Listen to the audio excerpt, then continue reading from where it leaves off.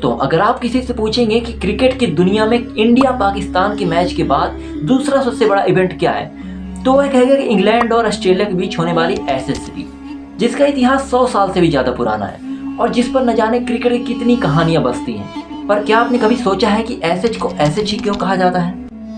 ये नाम ऐसे ही नहीं दे दिया गया है दोस्तों इस सीरीज को, बल्कि इसके पीछे भी एक बहुत बड़ी ऐतिहासिक कहानी है। तो चलिए आज की वीडियो में हम इसी कहानी के माध्यम से आपको समझाएंगे कि एशेज सीरीज को एशेज ही क्यों कहा जाता है। तो अंत तक इस वीडियो में बने रहिए। चलिए शुरू करते हैं। तो कहानी शुरू होती है 1882 के अगस्त महीने में, जब ऑस्ट्रेलिया ने इंग्लैंड को इंग्लैंड में जाकर किसी मैच में हराया था। ये जीत बहुत बड़ी थी, इसलिए भी क्योंकि इन दोनों देशों का इतिहास काफ़ी रोमांचक रहा है। इंग्लैंड ने भारत की तरह ही ऑस्ट्रेलिया पर भी कब्जा किया हुआ था, लेकिन ऑस्ट्रेलिया में वो व्यापार करने नहीं गए थे, बल्कि उन्होंने पूरे ऑस्ट्रेलिया को एक जेल की तरह इस्तेमाल किया हुआ था, जहां इंग्लैंड के खतरनाक कैदियों को सजा के तौर पे भेजा जाता था। और आज ऑस्ट्रेलिया में रहने वाले अधिकतर लोग उन्हीं के वंशज हैं। ऑस्ट्रेलिया के बारे में इंग्लैंड के राजा ने टिप्पणी करते हुए ये तक कह दिया था कि धरती पर ऑस्ट्रेलिया से बेहतर कोई जगह नहीं हो सकती, क्योंकि धरती पर नर्क वहीं मिलेगा। इन्हीं सभी कारणों से इन दोनों देशों का इतिहास इतना खट्टा मीठा रहा कि जब पहली बार ऑस्ट्रेलिया ने इंग्लैंड को हराया तो मानो एक पूरी दुनिया में तहलका मच गया। और मीडिया का तो काम होता है कि आग में घी डालना, और तब ऐसे ही एक मीडिया ने इस इंग्लैंड की हार को इंग्लैंड क्रिकेट की मौत बताया और अखबार के फ्रंट पेज पर ओबिचुरी छाप दिया, जिसमें यह लिखा था कि इंग्लैंड क्रिकेट की मौत हुई है और अब इंग्लैंड क्रिकेट के पार्थिव शरीर को जलाया जाएगा और इसकी एशेज यानी राख को ऑस्ट्रेलिया ले जाया जाएगा। इस पोस्ट ने उस समय खूब सुर्खियां बटोरी और कहा जा सकता है कि यहीं से इस सीरीज का नाम द एशेज का जन्म हुआ। इस हार से परेशान इंग्लैंड कैप्टन इवो ब्लिग ने 1882-83 के ऑस्ट्रेलिया टूर से पहले ये प्रॉमिस कर दिया था कि वह इस हार का बदला लेंगे और इंग्लैंड उन एशेज को वापस अपने देश लेकर आएगी।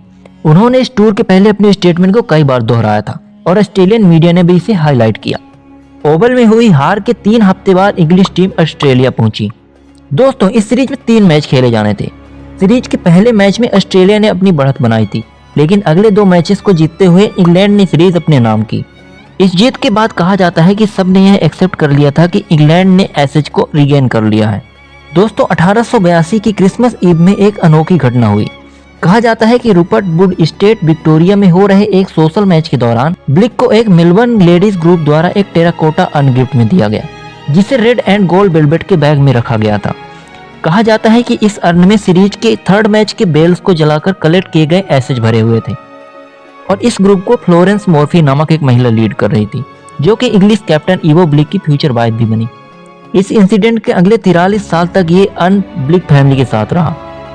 ब्लिग इस अर्न को एक पर्सनल गिफ्ट मानते थे, लेकिन ब्लिग की मौत के बाद मॉर्फी ने उस अर्न को लॉर्ड क्रिकेट स्टेडियम के मेरीलेबोन क्रिकेट क्लब यानी MCC को सौंपने का फैसला किया।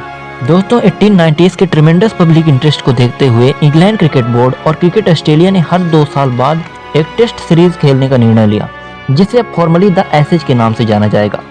ट्रॉफी के तौर पे ब्लिग को मिले उसी अर्न का एक रेप्लिका वाटरफोर्ड क्रिस्टल के तौर पे तैयार किया गया, जो उन्हें मर्फी द्वारा गिफ्ट किया गया था। तब से आज तक द एशेज सीरीज के कंक्लूजन के बाद वो ट्रॉफी विक्टोरियस कैप्टन को प्रेजेंट की जाती है। दोस्तों, तब से लेकर आज तक दोनों देशों के प्लेयर्स ने ट्रू स्पोर्ट्समैनशिप की गरिमा बनाई हुई है।